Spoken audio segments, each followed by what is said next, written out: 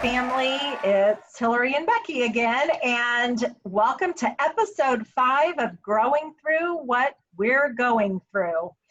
And this video, the whole purpose of this video is for us to update you on some very important schedule and calendar changes that were just finalized at last night's board meeting. We all know, and I want to be very clear, that flexibility is going to be the name of the game this year. And so we have asked our board actually to consider and look at our calendar in 9-week chunks, so by quarter. And we did that because we know that COVID and the whole health situation changes very rapidly.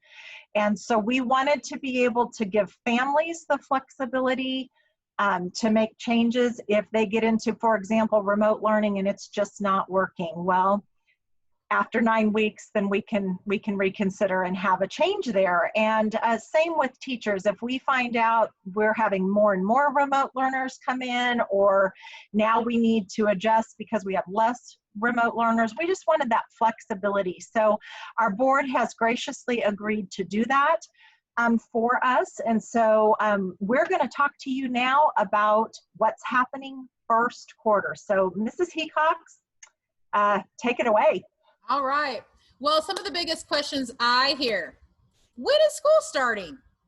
All right, that's a great question. Let's start there. We are starting school on September 1. We're trying to get all of our documentation that of anything different off the web or off of Facebook and out of people's minds. But we are starting school September 1.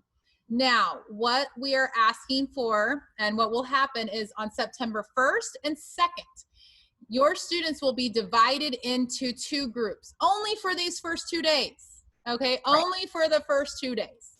So we'll have half students attending on the 1st and half students attending on the 2nd.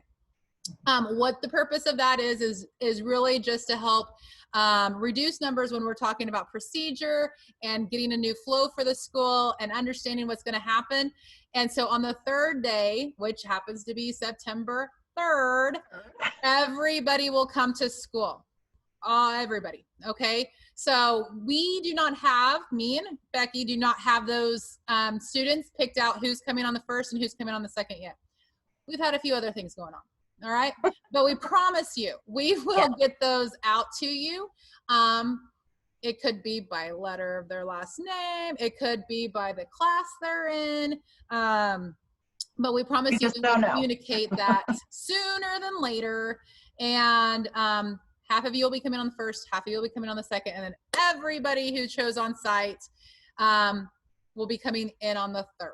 Okay. Yeah. And then those remote learners will be popping in on the 3rd as well. All right. The 4th. So we've done half on Tuesday, half on Wednesday, everybody Thursday. And then on the 4th is going to be a PD day. Your kids are going to be worn out.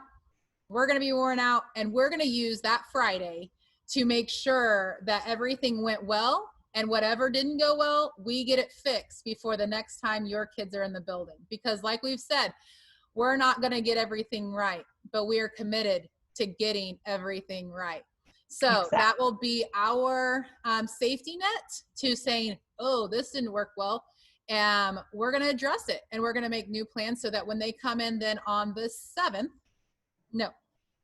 on the 8th Tuesday, because there's Labor Day, so they'll actually have Friday off with no learning going on, like they're just off, and Monday off, just off because it's Labor Day.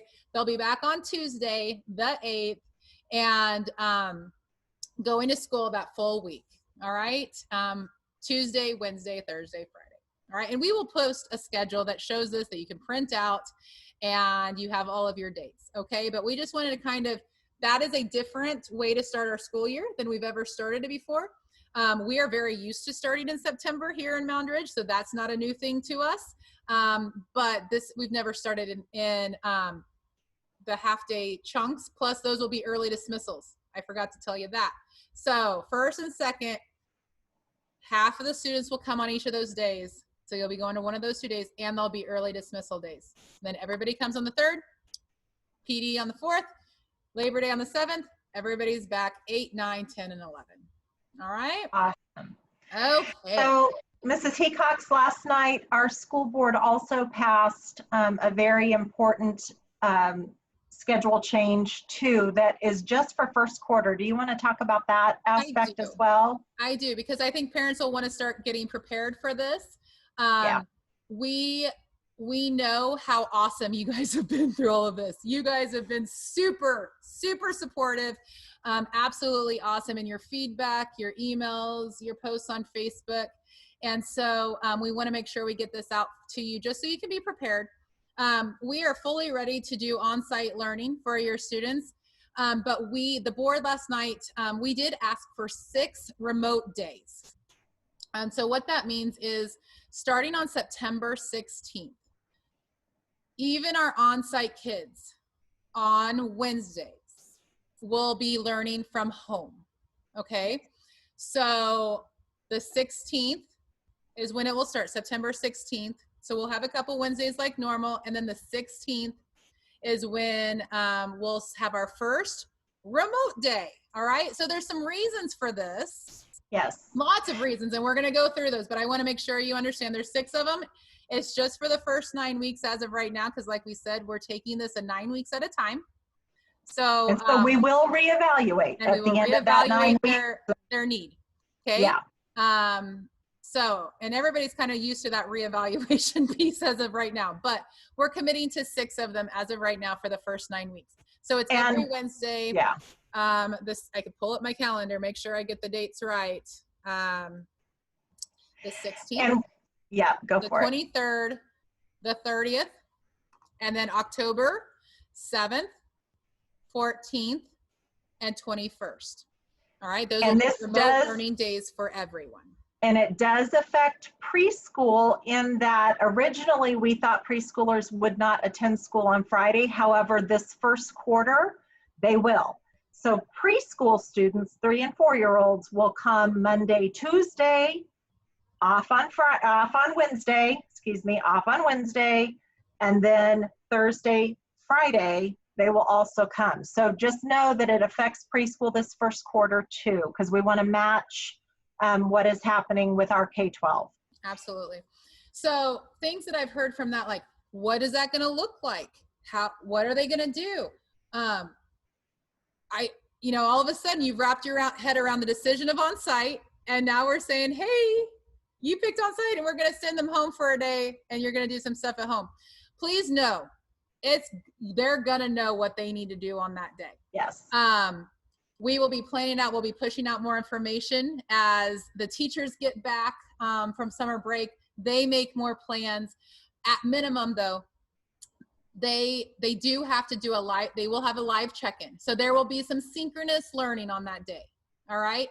You will know the week in advance what synchronous and asynchronous work your student will have for that Wednesday. Yes. So you can plan, you can make plans around it.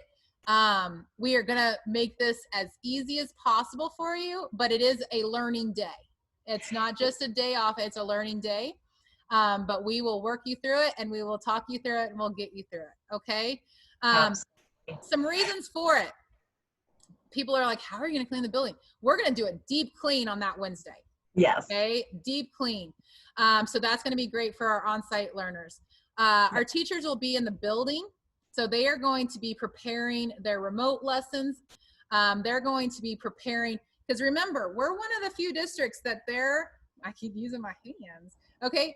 Our on-site curriculum and our remote curriculum are going like this, right? Our teachers are doing both. Some districts are saying, hey, see my hand disappears? That's how their remote kids are doing. They're out here. Ours are right here with our kids. So when they feel comfortable to return to district, return on site, they can. All right. So, but your on-site kids might need to stay home, right? Oh. They might need to stay home. They might need to be isolated. They might have some symptoms. So you're just keeping them at home and you want them to keep learning. That's the important part of why we need to practice on Wednesdays. That's what it's going to be used for.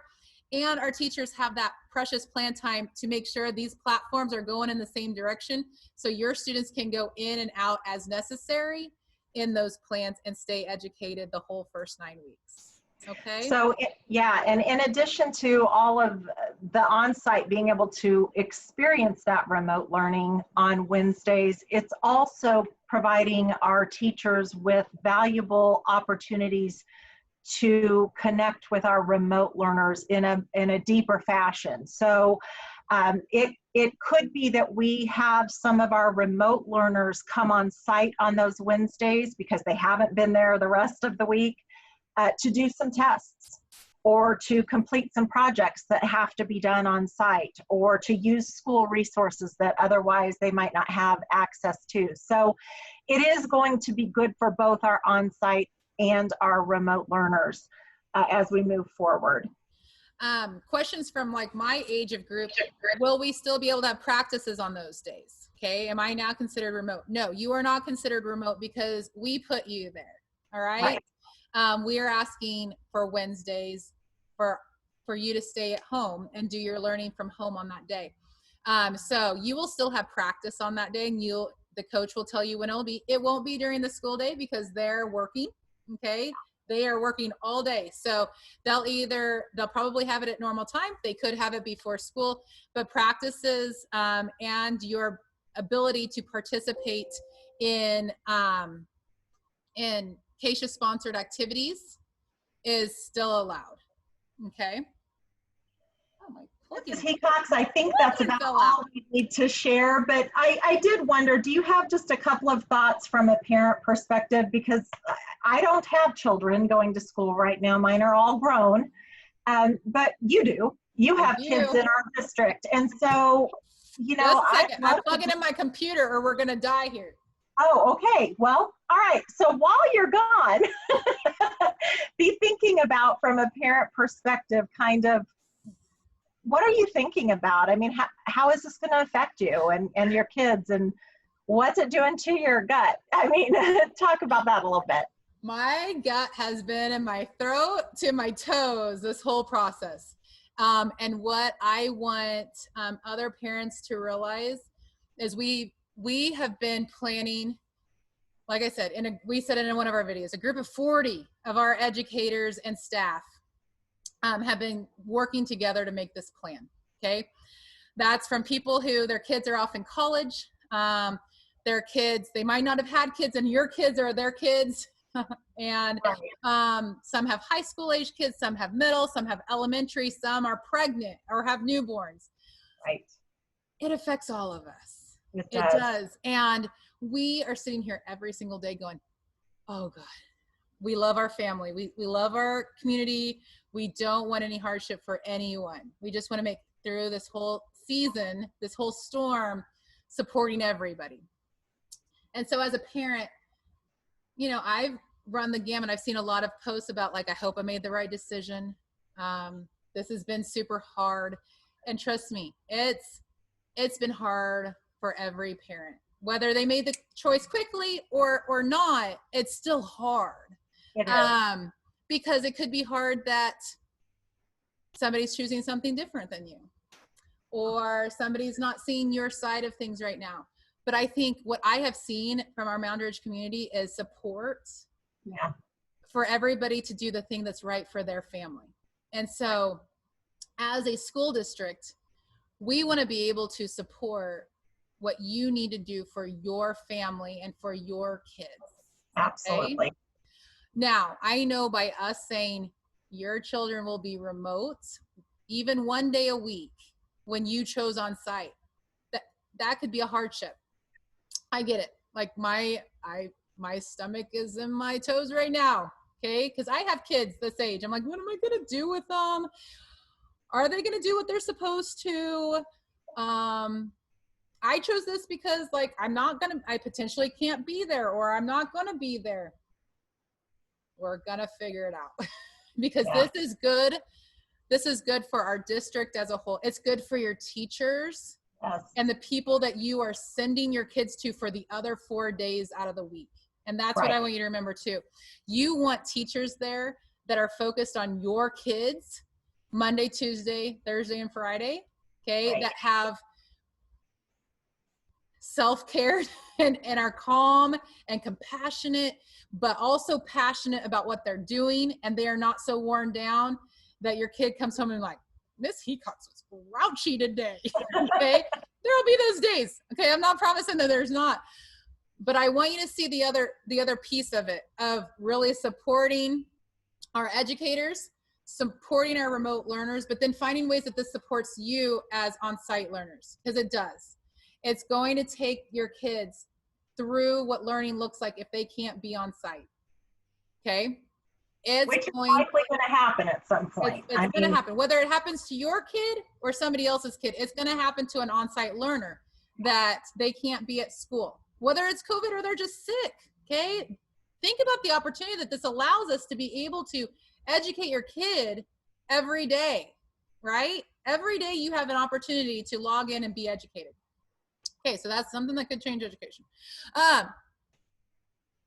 Lastly, as a parent, and what it does, you know, it gives your kids a break from their week too.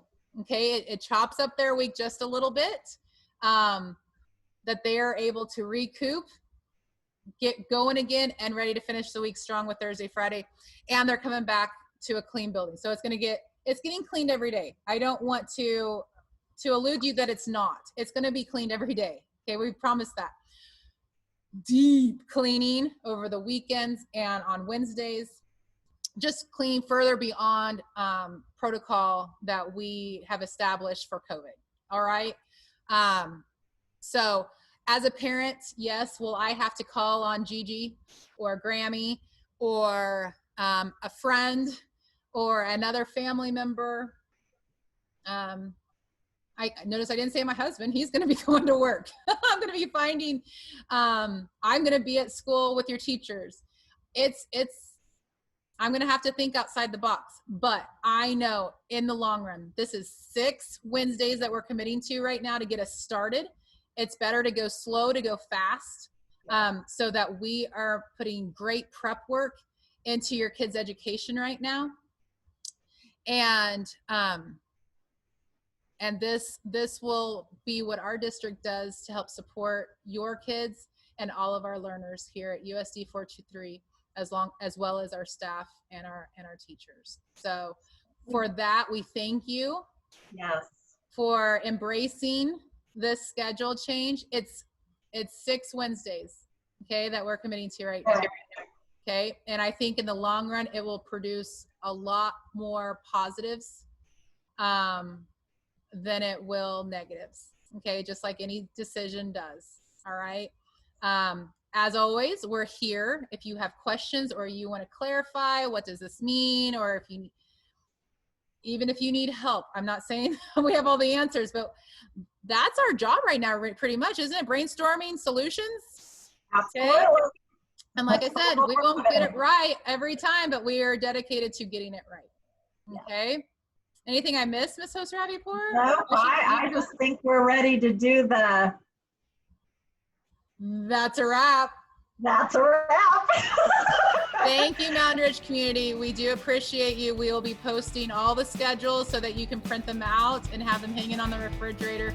But no, as soon as you print them out, there's going to be a change. Just kidding. Flexible this year. We love you all. And now, really, that's a wrap. That's a wrap.